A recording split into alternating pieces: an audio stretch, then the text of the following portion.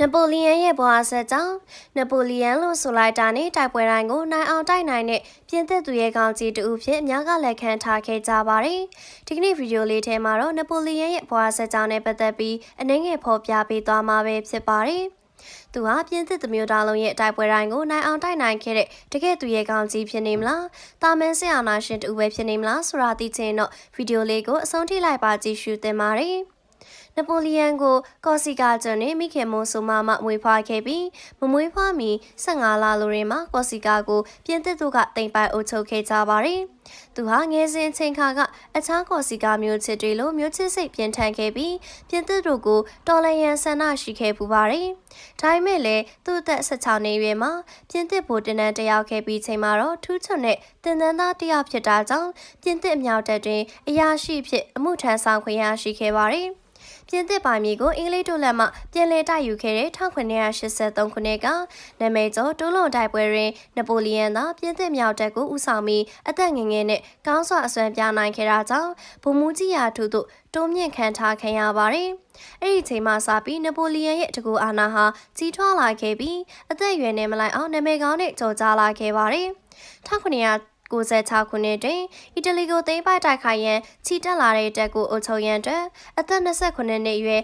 ်နပိုလီယန်ကဦးဆောင်ခဲ့ရပါတယ်။ထိုအချိန်မှစပြီးနောက်ဥရောပတွင်တိုက်တဲ့စစ်ပွဲများကိုလက်တွေထားမည့်စစ်ဗိုလ်ချုပ်များနှင့်စတင်ကတွဲဖက်မိလာခဲ့ကြပါတယ်။အဲဒီလိုပြင်သစ်စစ်တပ်ရဲ့ထိပ်သီးခေါင်းဆောင်တွေနဲ့ယင်းနှိမှုရရှိခဲ့တာကြောင့်နောက်တစ်ချိန်မှာနပိုလီယန်အတွက်အကျိုးများကြီးဖြစ်ထွန်းလာခဲ့ရပါတယ်။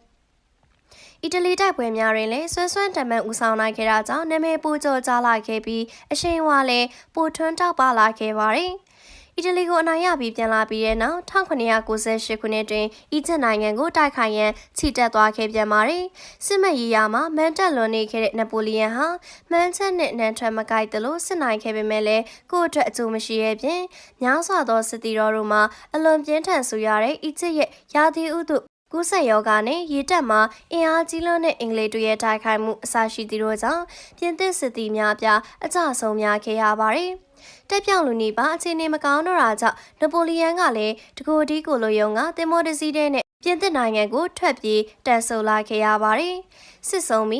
းပြင်သစ်ကိုပြန်ရောက်ခဲ့တော့လဲပါရီလူထုနဲ့ခေါင်းဆောင်တွေကအီဂျစ်မှစစ်ပွဲအရှုံးကိုလျလျူရှုထားခဲ့ပြီးအီတလီမှအောင်မြင်မှုတို့ကိုသာတဖွာဖွာပြောပြီးသူရဲကောင်းတပွဲချီးမြှောက်ထားခဲ့တာကြောင့်နိုင်ငံရေးလောကမှာပါနေရာရလာခဲ့ပြီးပြင်သစ်တော်လှန်ရေးနဲ့အာဏာသိမ်းပွဲများပြီးတွင်နိုင်ငံဦးဆောင်ဒရိုက်တာတူဖြစ်လာခဲ့ပါတယ်။မကြာမီချိန်လေးတွင်မှာပြိုင်ဘက်ခေါင်းဆောင်များကိုဖယ်ရှားပြီးအသက်30ရွယ်တွင်ဦးဆောင်ဒရိုက်တာဖြစ်လာခဲ့ပါတယ်။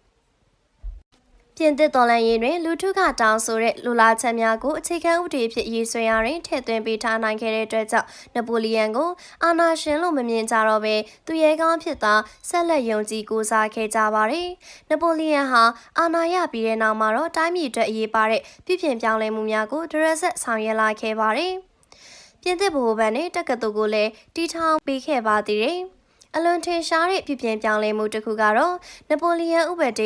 ကော့နပိုလီယန်ကိုဖန်တီးခဲ့ခြင်းပဲဖြစ်ပါတယ်။ယနေ့ချိန်ထိဥရောပနိုင်ငံများမှာအဲ့ဒီဥပဒေကိုမှီညမ်းနေဆဲဖြစ်ပါတယ်။နပိုလီယန်ကလည်းပြင်သစ်နယ်နိမိတ်ကိုကျော်ကဥရောပနိုင်ငံများပြားကိုတိုက်ခိုက်သိမ်းယူခဲ့ပါတယ်။နပိုလီယန်ဦးဆောင်တဲ့ပြင်သစ်သမ္မတကြီးဟာတိုက်တိုင်းနိုင်တာကြောင့်ပြင်သစ်တပ်ကိုရှင်နိုင်သူမရှိခဲ့တဲ့အထိတကူဩဇာကြီးထွားလာခဲ့တဲ့ချိန်ဖြစ်ခဲ့ပူပါတယ်။အဲဒါကြောင့်နှစ်နိုင်ငံတွင်မှာပဲဥရောပမြေပုံပေါ်မှာပြင်သစ်ပိုင်နက်တွေကပိုကျပြန့်လာခဲ့တာပဲဖြစ်ပါတယ်။နပိုလီယန်က1804ခုနှစ်တွင်မိမိကိုယ်ကိုဧကရာဇ်ဖြစ်ကြေညာကသူ့ရဲ့ညီကိုများကိုဥရောပသုံးနိုင်ငံတွင်ဘီရင်ခံဖြစ်ခန့်အပ်ခဲ့လိုက်ပါတယ်။တော်လှန်ရေးအနှစ်သာရတွေကိုမထိခိုက်နိုင်တော့ဘူးဆိုပြီးအများကထင်မြင်ယုံကြည်ခဲ့ကြတာကြောင့်သမ္မတနိုင်ငံထူထောင်လို့သူများကအရေးတယူမကန်ကွယ်ဝင်ခဲ့ကြပါဘူး။နပိုလီယန်ကိုပြင်သစ်နိုင်ငံတွင်မှဆန့်ကျင်သူမရှိတော့လေပြည်ပနိုင်ငံများတွင်သိမ်းပိုက်ရယူထားတဲ့နေမြေတွေမှာတော့ငြိမ်သက်မှုမရှိဘဲအမြဲပင်ပုံကန်ရန်ကြိုးပမ်းနေခဲ့ကြတယ်။ပြင်သစ်နိုင်ငံဟာ1800ခုနှစ်တွင်အင်္ဂလန်နဲ့အီမီယန်စာချုပ်ချုပ်ဆိုကစစ်ပြေးငြိမ်းခဲ့ကြပါတယ်။ဒါပေမဲ့လည်းတနစ်သားခံပြီးအင်္ဂလန်နဲ့မဟာမိတ်များကပြင်သစ်ကိုနောက်ထပ်စစ်ကြေညာခဲ့ကြတယ်။ကြီးတက်တွင်အစင်လာတိုင်းနပိုလီယန်ရဲ့ပြင်သစ်တပ်များချင်းချင်းသေးအောင်ပွဲခံနေတော့လေပင်လယ်ထဲမှာတော့ရေတပ်အင်အားတောင်တင်ခိုင်မာတဲ့အင်္ဂလန်တို့ကိုအရေးမသာပဲ1805ခုနှစ်ထရလဖာတိုက်ပွဲတွင်အကြီးကျယ်ရှုံးနိမ့်သွားခဲ့ကြပါတယ်။ နောက်ထပ်6ပတ်အကြာမှာဩစတြေးလျနဲ့ရုရှားနိုင်ငံတပ်ပေါင်းစုကိုဩစတြေးလျတွင်စစ်နိုင်ခဲ့တော့လေပြင်သစ်အတွက်ဘာမှအကျိုးမထူးခဲ့ပါဘူး။ဘာကြောင့်လဲဆိုတော့ပင်လယ်ပြင်မှာအင်္ဂလန်တို့ကဗိုလ်ဆွဲနေခဲ့ပြီးတာကြောင့်ပြင်သစ်တို့မှများစွာနစ်နာခဲ့ရပါတယ်။1808ခုနှစ်တွင်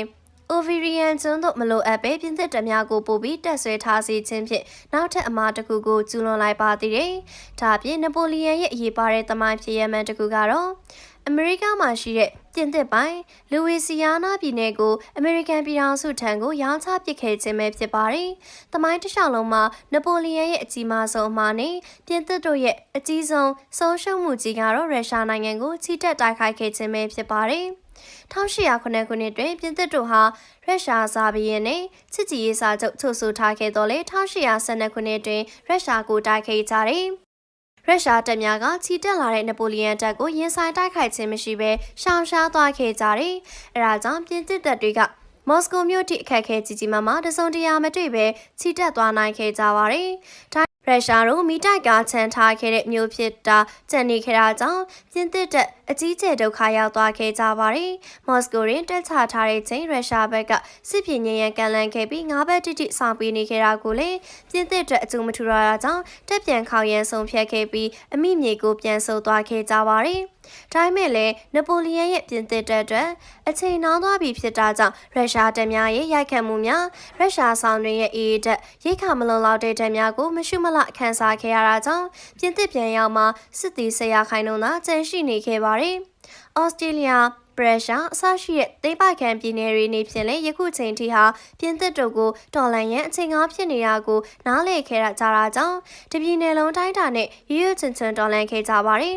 ။နှစ်ဖက်ရင်ဆိုင်တိုက်ခိုက်ခံခဲ့ရတဲ့လိုက်စစ်တွင်ပြင်သစ်တပ်များထပ်မံအရေးနှိမ်ခဲ့တာကြောင့်အင်အားနည်းကြောင်းသိသာစွာပေါ်လွင်နေခဲ့ပါတယ်။နပိုလီယန်ဟာတနေ့ကြာတွင်ရာထူးမှနှုတ်ထွက်ခံရပြီးအီတလီနီးရှိအလာဖ်ကျွန်းကိုအကျယ်ချုပ်ဖြင့်ပို့ခံရပါတယ်။1815ခုနှစ်တွင်ထိုကျွန်းကထွက်ပြေးလာခဲ့ပြီးပြင်သစ်ကိုပြန်ရောက်လာခဲ့တော့လေပြည်သူတို့ကဝမ်ပန်းတရာကျိုးဆိုပြီးအာဏာပြန်အပ်ခဲ့ကြပါတယ်။နပိုလီယန်ဟာနောက်တစ်ကြိမ်အာဏာထက်ရတာနဲ့အခြားဥရောပနိုင်ငံများကိုစစ်ကြေညာပြန်ခဲ့ပါတယ်။